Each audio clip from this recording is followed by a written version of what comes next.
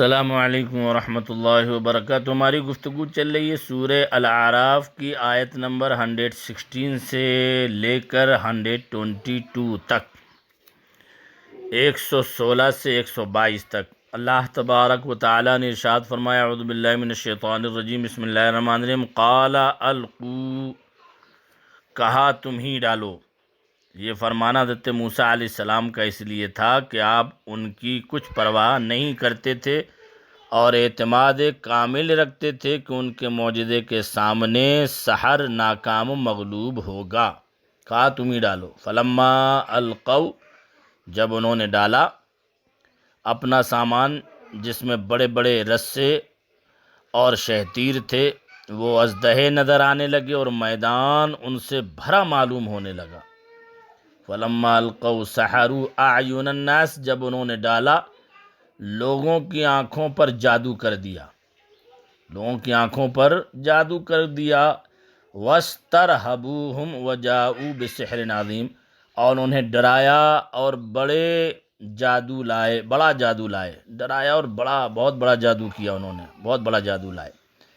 وَأَوْحَيْنَا إِلَىٰ مُوسَىٰ أَنْ أَلْقِ عَصَاكَ، اور ہم نے موسیٰ کو وہی فرمائی کہ اپنا عصا ڈال۔ فَإِذَا هِيَ تَلْقَفُ مَا يَأْفِكُونَ، تو ناگاہ ان کی بناوٹوں کو نگلنے لگا۔ اللہ فرماتا ہے کہ ہم نے موسیٰ کو وہی فرمائی کہ اپنا عصا ڈال، تو ناگاہ ان کی بناوٹوں کو نگلنے لگا۔ جب حضرت موسیٰ علیہ السلام اپنا عصا ڈالا تو ایک عظیم الشان اژدہا بن گیا۔ ابن زید کا قول ہے کہ یہ اجتماع اسکندریہ میں ہوا تھا۔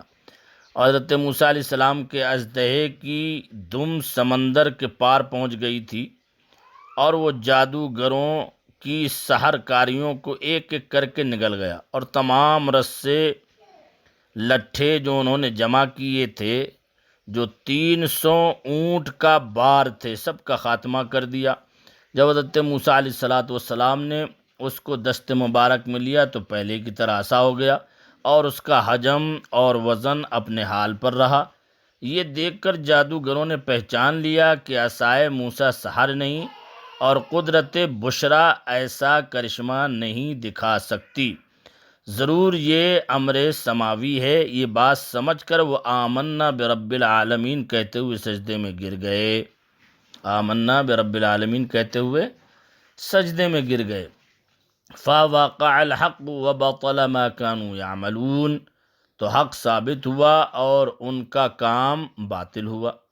فَغُلِبُوا هُنَالِكَ وَانقَلَبُوا صَاغِرِينَ، تو یہاں وہ مغلوب پڑے اور ذلیل ہو کر پلٹے۔ وَانقَلَبُوا صَاغِرِينَ، اور ذلیل ہو کر کے پلٹے۔ وَأُلْقِيَ السَّحَرَةُ ساجدین، اور جادوگر سجدے میں گرا دیے گئے۔